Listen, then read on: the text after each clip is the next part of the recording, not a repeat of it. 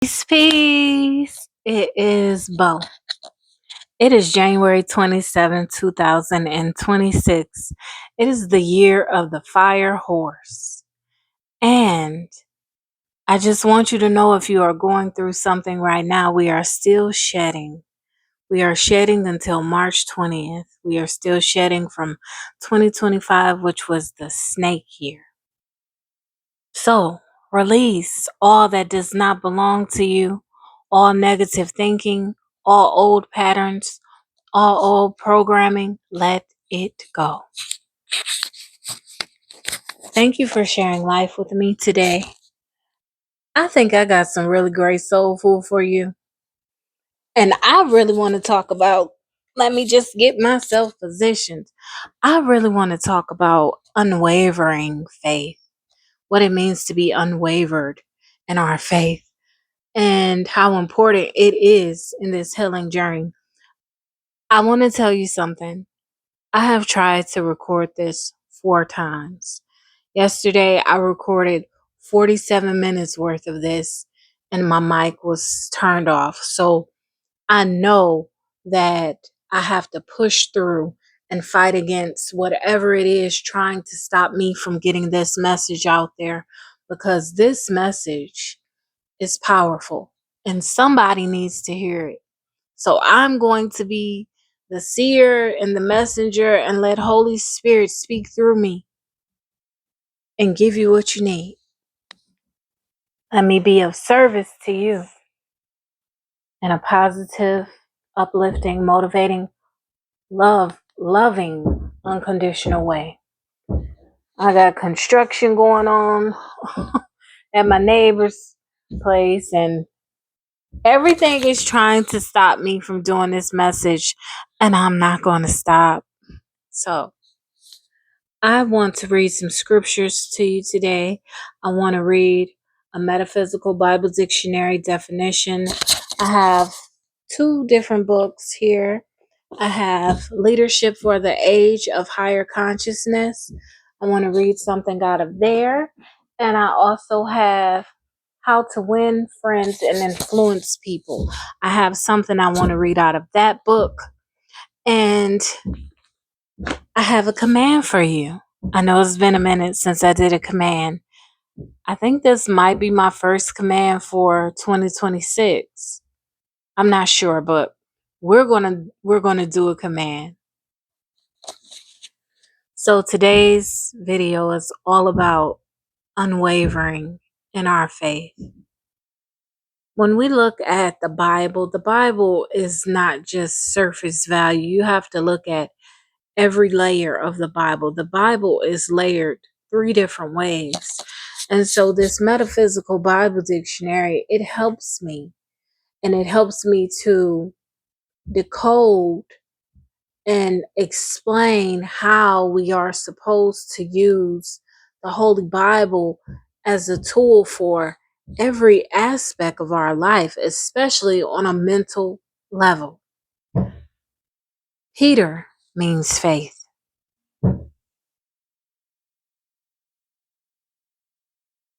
Unwavering in our faith. The definition of unwavering means steady or resolute, not wavering, fixed, constant, steadfast. Steadfast means firm in allegiance to a person, belief, or cause, loyal, unswerving, immovable, not subject to change. This life is about you falling in love with the one whom created you and the life experience you've been given. Today's command: I am steadfast in my faith. I will not lose my faith in the midst of trials, tribulations, tests, or storms. I am in a committed relationship to my faith in the Creator. My faith is my irrevocable trust and source. My faith is the source of my foundation. I build my life on my faith in the one who gave me this life to experience. My faith has a no refund, no return, no exchange policy. My faith is mine to own, and I own it.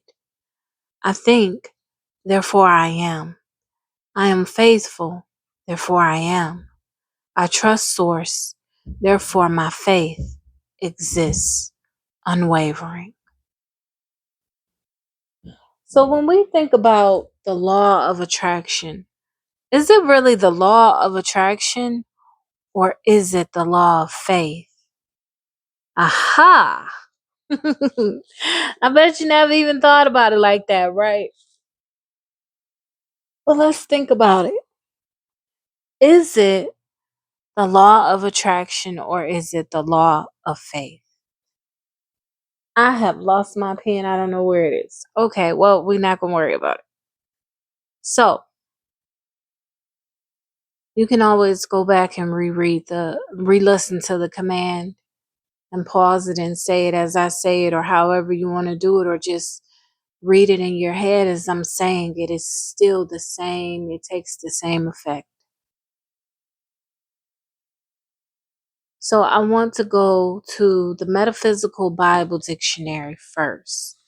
And I want to talk about Peter, which also means faith. So we all know that the Bible is full of parables and metaphors, and it's supposed to be looked at in a trifold. So when we see Peter or we're thinking of Peter, Peter symbolizes faith. And that is what I'll be reading to you.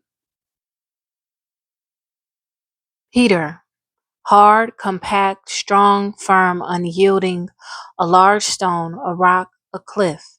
Simon Peter, or the son of Jonas, a disciple of Jesus Christ. The metaphysical meaning of Peter. The spiritual faculty of faith. This disciple's name, Simon, or hearing, signifying his receptivity and ability to discern truth, was changed by Jesus to Peter, or Cephas, which is the Greek word for rock. This represents faith in God, strong, unwavering, and enduring. This faith is a necessary foundation for the building up of spiritual consciousness, or the Church of Christ, in each individual. Peter, or faith, was one of the first disciples that Jesus called. Faith is one of the first spiritual faculties to be called into expression by everyone who would follow Jesus in the overcoming life. The leading characteristic of Peter, or faith, before he is firmly established in spiritual consciousness, is changeableness. He typifies that state of unsteadiness which fluctuates from the high spiritual to the material, yet with an ever recurring desire for spirit and for the things of spirit, which is bound to lead into the light. Peter, the wavering, denying one, is in reality faith, a rock. When faith works through the intellect, it is subject to all the winds and waves of sense thought. But when it lays hold of life and substance, or the gates of Hades shall not prevail against it, Simon, or hearing, represents the spiritual receptivity of the mind. Peter, which is stone or rock, represents the ability of the mind to lay hold of and establish ideas in consciousness. The spiritual import of Peter's repeated affirmations of love, as given in John 21, verse 15 through 17, is that steadfastness of faith is developed through love. Peter wavered in his faith many times because he was not established in love. He cut off the ear of the servant of the high priest. Jesus had him affirm love 3 times. That is in the spirit, soul, and body. A cutaway. When we read the Bible is in 3 folds. It is a holy trinity. It is to be read in 3 different layers, not just face value. It is the spirit, soul, and body. Every book, every verse in the Bible is representing a 3-fold: spirit, soul, and body, mental, emotional, physical representations. Everything is symbolic. Okay, back to Peter or faith. Faith, or Peter, is the impetuous, fiery enthusiasm of the soul, which finds a balanced will in Andrew. Andrew means the sturdy strength and endurance of integrity. Faith is the central faculty in the consciousness of a master. Jesus said that upon it he would build his church, or ecclesia, an aggregation of spiritual ideas. If Peter, or faith, had been allowed to continue to concentrate his energy on the limited ideas of carnality, would he have ever become more than a common fisherman? In other words, if your faith is never exercised on a higher ideal than carnal man manifests, will it ever become spiritually strong? To walk on the water of troubled thought To walk on the water of troubled thought without sinking requires the established faith of Jesus in the saving power of spirit. Peter represents faith in its various stages of development. The world is full of ambitious people who seem to have success before them, and they start out bravely, but they disappear in the boisterous waves of adversity. If they could but not know, if they could but know the mighty power right at hand, and could cry out with a Peter faith when they begin to sink, saying, Lord, save me, they will be raised up and made superior to the seemingly adverse conditions about them. In the original Greek, there is much metaphysical meaning behind, hidden in Matthew 16 through 18. Thou art Peter, and upon this rock, reads in the Greek, thou art Petros, and upon this Petra. Petros is rock, masculine, and Petra is rock, feminine. The character of man must therefore be masculine and feminine in one. Jesus of Nazareth demonstrated this in his spiritualized body. The keys to this kingdom of heaven are in the binding or affirmations and loosing or denials. The earth represents the fixed or concrete state of consciousness resting in this rock substance of faith. All affirmations and denials made by man from this plane of consciousness control the realm of free ideas or heavens. Heaven is a mistranslation and should be heavens with an S. Get clearly into your understanding that you are not the faith thinker of Peter. You are Jesus. Peter is one of your 12 powers. Before this truth dawns on you, you are a carpenter, a builder in the realm of matter. Peter is a fisherman, one who draws his thoughts from the changeable, unstable sea of sense or logic. When you realize that you are mind and that all things are originally generated in the laboratory of mind, you leave your carpenter's bench and go forth proclaiming the truth that is revealed to you. You find that your tools in this new field of labor are your untrained faculties. One of the first of these faculties to be brought under your dominion is Peter, or faith, the thinking power. Peter today stands at the gate of heaven as no mere figure of speech. He always stands there when you have acknowledged the Christ, and he has the keys of the kingdom of heaven. The keys of are the thoughts that he forms, the words that he speaks. He then stands porter at the door of thought and freely exercises that power which the Christ declares. Whatsoever thou shalt bind on earth shall be bound in heaven, and whatsoever thou shalt loose on earth shall be loosed in heaven. You can see readily why this faith thinker, Peter, is the foundation, why the faith faculty should be guarded, directed, and trained. His words are operative on many planes of consciousness, and he will bind you to conditions of servitude if you do not guard his acts closely. Persons who let their thinking faculty attach itself to the things of earth are limiting or binding their free ideas or heaven, and they thereby become slaves to hard material conditions, gradually shutting out any desire for higher things. Those who look right, those who look right through the apparent hardships of earthly environments and persistently declare them not material but spiritual, are losing them in the idea or heaven. And such conditions must, through the creative power vested in the thinker, eventually rearrange themselves accordingly to his word. This is especially true of bodily conditions. If you allow Peter to speak of erroneous states of consciousness as true conditions, you will be bound to them and you will suffer.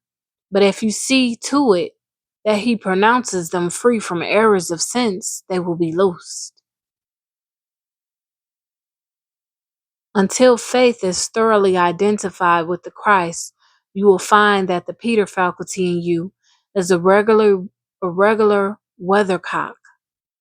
It will, in all sincerity, affirm its allegiance to spirit, and then in the hour of adversity will deny that it ever knew spirit. This, however, it's in a probationary period. When you have trained to look to Christ for all things under all circumstances, it becomes the stanchest defender of the faith. How necessary is it that you know the important place in your consciousness that this faculty, Peter, or faith, occupies? You are the free will, the directive ego, Jesus. You have the problem of life before you, the bringing forth of the grand man with his 12 powers. This is your church. You are the high priest without beginning of years or ends of days, the Alpha and the Omega. But you cannot do what the Father has set before you without disciplining your powers. Your thinking faculty is the first to be considered. It is the inlet and the outlet of all your ideas. It is always active, zealous, impulsive, but not always wise. Its nature is to think, and think it will. If you are ignorant of your office, a prince in the house of David, and stand meekly by and let it think unsifted thoughts, your thinking faculty will prove an unruly servant and will produce all sorts of discord. Its food is ideas symbolized in the Gospels as fishes, and it is forever casting its net on the right or on the left for a draft. You alone can direct where it casts its net. You are he who says, cast the net on the right side. The right side is always on the side of truth, the side of power. Whenever you, the master, are there, the nets are filled with ideas or fishes, because you are in touch with the infinite storehouse of wisdom or consciousness. You must stay very close to Peter or faith. You must always be certain of his allegiance and love. Test him often. Say to him, lovest thou me more than these? You want his undivided attention. He is inclined to wander. You say to your faith that your mind wanders. This is an error. Divine mind never wanders. The faith thinker Peter wanders. Our faith wanders. Our faith moves. He stands at the door of heaven, the harmony within you. The same door is the entrance to the world of sense. Peter looks within. He also looks without. That this is his office, and it is right that he should look both ways, but he must be equalized or balanced. He must look within for his sustenance. He must recognize the Christ before he can draw his net full of fishes, meaning you must recognize who is in control of your thoughts. You are in control of your thoughts, whether you choose to think negatively or positively. You are the Christ in that sense. You are in control. Keep your eye on your faith or keep your eye on Peter. Make him toe the mark every time. Teach him teach him to affirm truth over and over again. Teach your faith to affirm that you're standing in it over and over again. Say to him the third time, Simon, son of John, lovest thou me? He may say, Lord, thou knowest all things. Thou knowest that I love thee. This is a very common protest. We hear in this day of modern metaphysics that concentration is not necessary, that if one only perceives spiritual truth, then the demonstrations will follow. Jesus Christ gave us many lessons on this point. He knew Peter like a book. You should know your faith like a book. He knew that a faculty whose office was so versatile was apt frequently to change its base. When it's the exuberance of his allegiance, Peter protested that he would lay down his life for Jesus. The master said, Verily, verily, I say unto thee, the cock shall not crow till thou hast denied me thrice. You must teach Peter to concentrate. Teach him to center on true words. You must teach your faith to concentrate. Be centered on the truth in your faith. That is how you remain unwavering. It is through him that you feed your sheep, your other faculties. Keep him right at his task. He is inquisitive, impulsive, and dictatorial when not firmly directed. When he questions your dominion and tries to dictate the movements of your other powers, put him into line with, What is that to thee? Follow thou me. Descartes said, I think, therefore I am. This is precisely as if Jesus had said, I am Peter, therefore I am. This is I am losing itself in its own creation. Exactly the converse of this statement is true. I am, therefore I think. Thinking is a faculty of the ego, the omnipotent I am of each of us. It is a process in mind, the formulating process of mind, and is under our dominion. The I am does not think unless it wills to do so. You can stop all thought action when you have learned to separate your I am from the thinking faculty. Know this and live in Christ. Know this and live in truth. Be no longer a slave to the thinking faculty, commanded to be still and know. Stand at the center of your being and say, I and the Father are one. I am meek and lowly in heart. All authority hath been given unto me in heaven and on earth. I am that I am. There is none besides me. You control your faith. You control your ego. You control your thoughts. You are not your thoughts. You are also not your ego. That is the end of the metaphysical dictionary definition of Peter, which means faith. So is it really the law of attraction or is it the law of faith? I want to read to you scripture. The Lord gives us wisdom. The Lord gives us wisdom.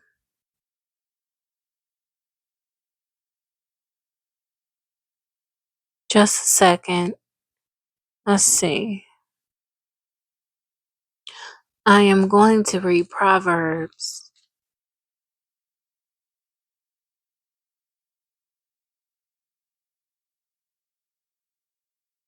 Proverbs 3.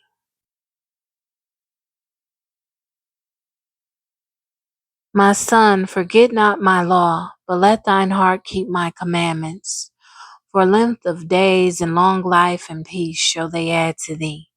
Let not mercy and truth forsake thee. Bind them about thy neck, write them upon thy thy table of thine heart.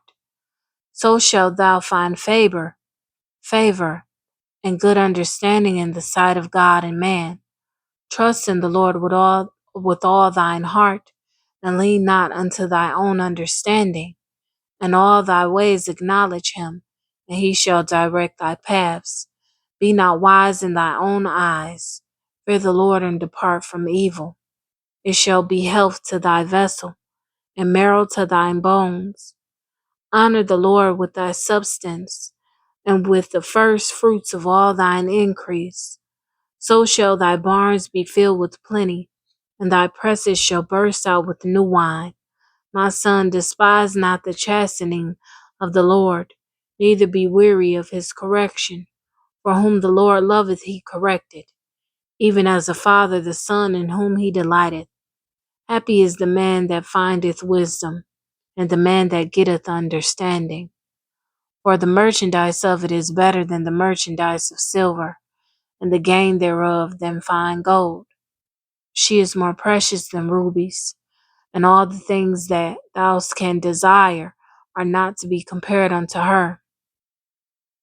Length of days is in her right hand, and in her left hand riches and honor. Her ways are ways of pleasantness, and all her paths are peace. She is a tree of life to them that lay a hold upon her, and happy is every one that retaineth her. The Lord by wisdom hath founded the earth. By understanding hath he established the heavens. By his knowledge the depths are broken up, and the clouds drop down the dew. My son, let not them depart from thine eyes. Keep sound wisdom and discretion. So shall they be life unto thy soul, and grace to thy neck. Then shalt thou walk in thy way safely, and thy foot shall not stumble. When thou liest down, thou shalt not be afraid. Yea, thou shalt lie. Thou shalt lie down, and thy sleep shall be sweet. But be not afraid of sudden fear, neither of the desolation of the wicked when it cometh. For the Lord shall be thy confidence, and shall keep thy foot from being taken. Withhold not good from them to whom it is due, and when it is in the power of thine hand to do it. Say unto thy neighbor, Go and come again, and tomorrow I will give thee, when thou hast it by thee. Devise not evil against thy neighbor, seeing he dwelleth securely by thee. Strive not with a man without cause, if he have done thee no harm. Envy thou not thy oppressor, and choose none of his ways. From the forward is abomination to the Lord, but his secret is with the righteous. The curse of the Lord is in the house of the wicked, but he blesseth the habitation of the just. Surely he scorneth the scorners, but he giveth grace unto the lowly. The wise shall inherit glory, but shame shall be promotion of fools.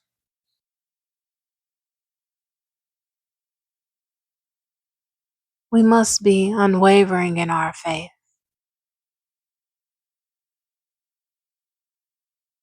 Whatever you think, therefore you are.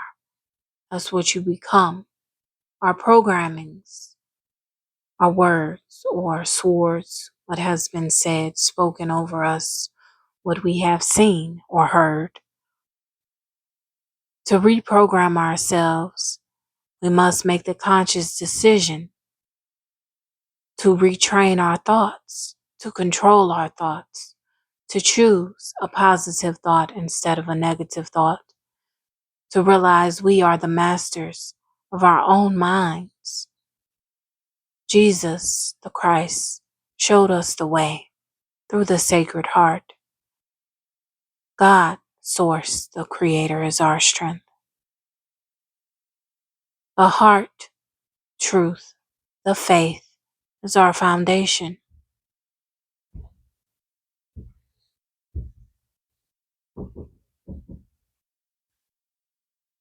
From the book of How to Win Friends and Influence People. Fundamental techniques in handling people. Criticism is futile because it puts a person on the defensive and usually makes him strive to justify himself. Criticism is dangerous because it wounds a person's precious pride, hurts his sense of importance, and arouses resentment.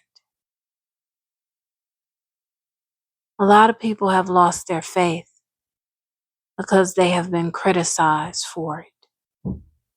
They have been criticized for believing in what you can't see with your naked eye, for believing in a higher power. We must be careful in our criticisms.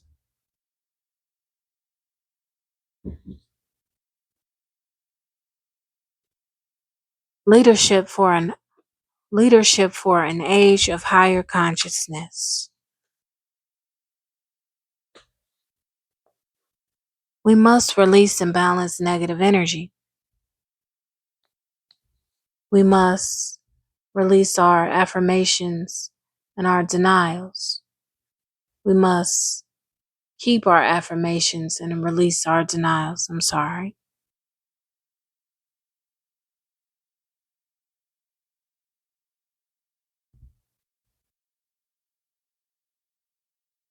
I'm going to read a couple paragraphs where it says in this book to release and balance negative energy.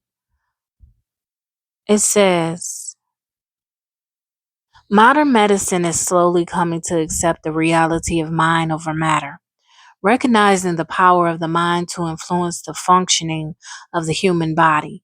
Therefore, it is in everyone's best interest to learn to release low energy by moving it out of the physical body, the conscious and subconscious mind, the etheric body, and the aura.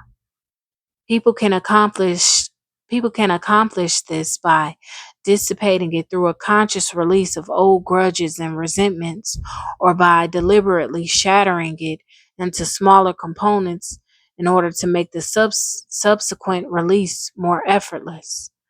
The bigger the energy blockage, the easier it will be to let go if a person first separates it into more manageable elements, just as one might break a boulder into small pieces before trying to dispose of it. For example, a relationship with a long term rival might consist of an endless series of hurt feelings, nasty actions, or cruel betrayals. The accumulated resentments may the accumulated resentments may be easier to release if the aggrieved individual addresses each of these hurtful situations one at a time. That is what we do when we do our inner child healing, your inner work, disciplining yourself, compartmentalizing. Why are you angry? Why do you have negative emotions? Being a therapist to yourself. Those who think that their refusal to forgive in these circumstances hurts the offender eventually discover that they are only hurting themselves. In the long run, the law of karma requires negative energies to be returned to their source, for that is where they originated. Your effectiveness as a leader frequently depends on your ability to view situations objectively without distortion. Negative emotions can interfere with the process. To free yourself from the long term accumulations of resentments, begin to shatter the energy by recalling images, one by one if necessary, of the painful thoughts, words, and deeds that have characterized a particular relationship or situation. Then visualize a bright light, the light of spirit, engulfing you and the other person or situation, penetrating and transmuting the event and your feelings about it. Silently or out loud, say the person's name followed by, I release you, or the situation, into the light of the Supreme. Actually see the situation and your reactions being transmuted to higher levels and watch them be absorbed by the light. We don't do return to senders anymore. We return to source. Give all of your troubles, your worries, your concerns, your resentments, your feelings of revenge, your unforgiveness, your anger, your pain, your sorrow, your remorse, your repentance. Give it to Source and let it go. You are here to become lighter in spirit, your heart, and in truth. In addition, it says, strive to love your enemies as Jesus admonishes. Pray for them. Such prayer decreases their power to hurt you, and the higher energy released in the process will be returned to you in kind. Finally, it is important to remember that energy can be balanced, and the ultimate goal of working with energy is to achieve just such a state of equilibrium. Although you may think you are facing overwhelming odds at times, remember that the basic law of mathematics also applies to balancing energy. As an example, the expression, only love can conquer hate, can be understood mathematically. Since love and hate are energies at opposite ends of the same spectrum, in order to neutralize a hatred that has, say, a value of negative 10, you need to generate at least a plus 10 charge of love. To progress even farther toward the love end of the spectrum, a charge of more than 10 plus 10 or positive 10 would be required. This is how to balance, excuse me, this is how to balance and counterbalance energies. It is a matter of simple mathematics. And then I want to go over to another page that caught my eye. Let's see.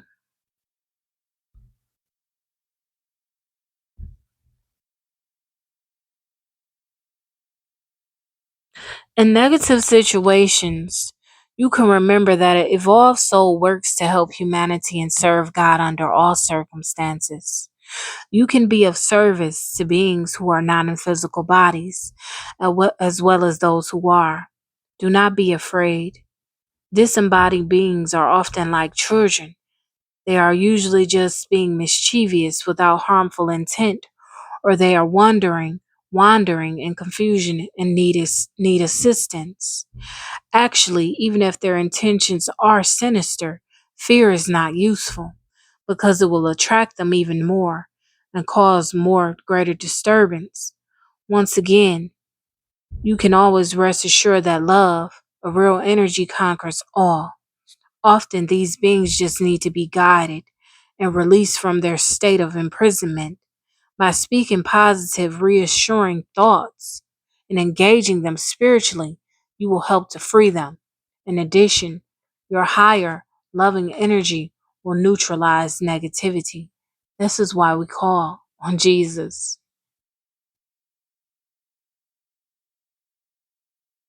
Masculine and feminine energies and balancing it. Regardless of whether the body is male or female, mentally and spiritually, everyone is androgynous.